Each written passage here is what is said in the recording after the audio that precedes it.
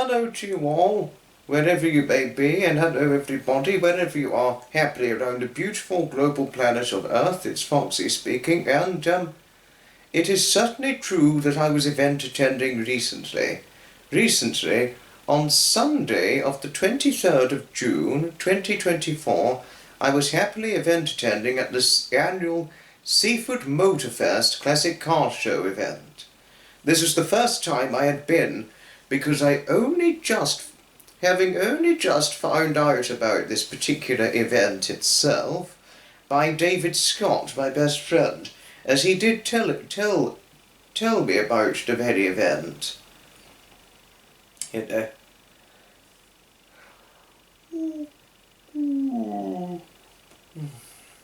When finding out about this very event itself, it was only about 2.5 weeks or so before I attended that I found out about it through David himself. David sadly could not go because he had other busy plans for the 23rd of June, so never mind, it's okay.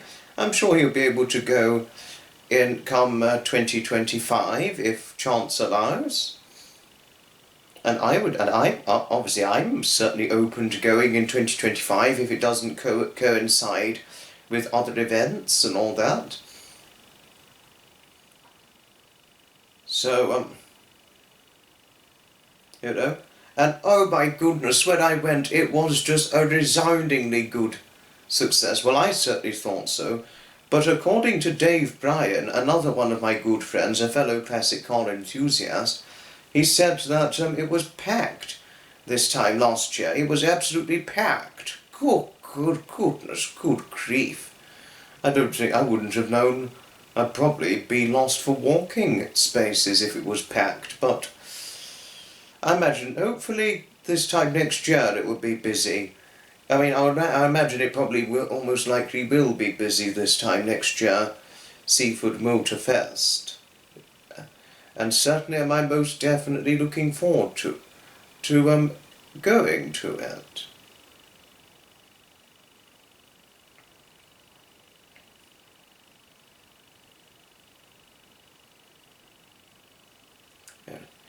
And certainly were there lots of interesting classic cars, a few interesting motorbikes and all that.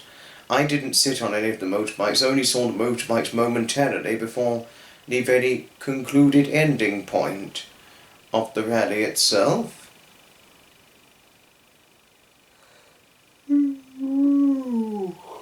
Apologies, but most of all, one of the greatest things about this sort of event attending, it's not just seeing the classic cars itself, but also seeing the classic car enthusiasts and talking to them and all that. Those sorts of events are breeding grounds for socialisation and all the rest of things. That's certainly the way I would regard it, and certainly would I recommend oneself to take up this sort of event attending, as it's certainly, since I got thrown into it back in 2021, 2022, all this event attending that I'm currently known to do as of 2024, honestly, it certainly has its greatest advantages going to these events. It really does. And certainly has it given me a brilliant new lease of life, I've certainly got to say. The only issue with the classic cars being that of the small ones, that is, not the big ones. The medium-sized to big ones I'm alright for, but the small ones, they're not typically built for people who stand over a certain height, as I've said before. But certainly in my case, I've certainly found it rather difficult to clamber inside and out of only the small classic cars, not so much the medium and big ones, standing at 5'8" in height and 11 stone of weight, which 11 stone is the equivalent, well, it's the equivalent in translating correspondence to 154 pounds or 70 kilos, and alongside retaining size 8 UK feet, which is the equivalent translating correspondence to a 9 US men's or 10 US women's, I'm not exactly small. Though I'm not all that big a person, not all that big or tall a person, I always feel quite tall, big and tall, every time I clambered inside and out of a small classic car, given the size of it all and all the rest of things. And also with size 8 feet as I've got, in the UK age that is, and like I said before, it's the equivalent translating correspondence of a 9 US men's or a 10 US women's. I've struggled with footrests several times in the small classic cars. Unless the seat was pulled back, I wouldn't have footrest issues, but I did, and I couldn't rest my feet properly. And the same in a little army. I was sat in an old military vehicle, and the footrest spacing was really not sufficient at all. I was trying to rest my feet. I was like, I don't know whether it's me or not, but I really cannot rest my feet in some small classic vehicles. I really cannot rest my feet properly. I was like, it was going. I couldn't, I certainly could not rest my feet properly as the seat wasn't pushed back. I could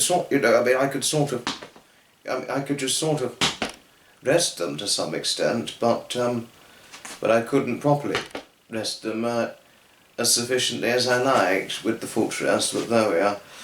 Resting them was uncomfortable, but never mind. Oh well, it's the way it's built. And the convertible, small classic convertible, even though it's an issue for me, I find it tricky to clamber inside and out of small classic cars with roofs built over, that is. The small convertibles, I'm not too bad for convertibles, but I just have to be, but because of my height and weight, I have to be careful not to fall face first into the gear stick and floor pedals, as a result of my height and weight and foot sizing, but there we are. Oh well. I only say it as it is. And, but aside from those drawbacks and disadvantages, there are huge positives and great, extraordinary, valuable advantages to classic car show and classic car event attending. No, really there is. And I'm so happy I've had an extra additional event to attend, as it certainly made up for missing the Lawton Spring Cuckoo Fair, the Wiltshire and Spring Cuckoo Fair and the Wiltshire event. It certainly made up for missing those events. And obviously I was very unhappy I couldn't go, but obviously, well, why I couldn't go to Lawton was because of camcorder issues. No, Lawton because of foot issues, having had a minor injury, and the Wiltshire I couldn't go because of camcorder issues. But I'm almost certainly looking forward to going to Lawton Spring Cuckoo Fair in 2025, and of course the Wiltshire event I was going to go to this year, but sadly could not. I'm certainly looking forward and eyeing to go in 2025. Certainly in 2025 would I be happily going, if I can, of course. Certainly indeed. But the Seaford Motorfest, I'm certainly looking forward to going there in 2025. Well, come 2025, I'm more or less aiming to attend probably more events than I did come 2020, come 2024, 2023, 2022, 2021, etc, etc, etc. And certainly, without further ado, because as I forgot to explain properly, this is an Imagery picture view slideshow video, and certainly without further ado, let's see this very video itself rolling into action.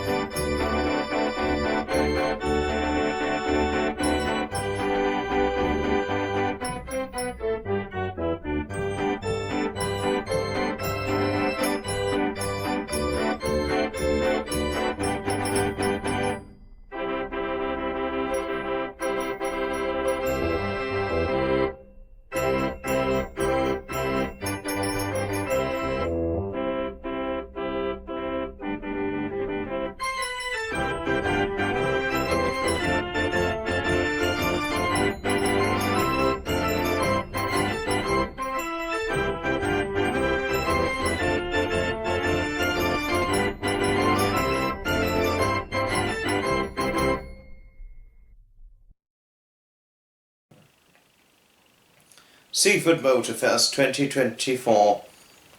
Couldn't have attended a more brilliant event. Certainly am I looking forward to going there in 2025. Oh yes, for sure. Oh yes, indeed sir. And give it up for Seaford Motorfest 2025. Certainly do I thank David for recommending this very event to me. And, and one thing I forgot to explain about small classic cars. I would say they're really more ideal, the small classic cars with the roofs built over their heads, built over them, I would say they're really ideal for those who are, say, maybe 5'6" or shorter. 5'6" or shorter, or 10 stone or lighter, something like that. And have feet that say about size 7 UK or 8 US men's or 9 US women's or EU 41 or smaller feet, something like that. In regard to the small classic cars, that is, and the small convertibles that are of small manufactured make, I would say that, But Seaford Motorfest 2024, here we go for Seaford Motorfest 2025. But in the thanking gratitude context towards David, honestly, David, thank you indeed for recommending this event to me. And hopefully come 2025, we'll both attend together if we can, but never mind if not. Hopefully it will be the two of us attending, and then hopefully we can have Dave Bryan attending with us too, but never mind if not, all the same. Thanks everybody indeed for watching. Please do let me know what your thoughts are on this in the comments down below. Thanks all indeed for watching. Ta-ta, another time. Good night, and may your God go with you, as per Graham and Fiona's philosophy. Goodbye, and may your good wishes be bringing you great expectations of happiness.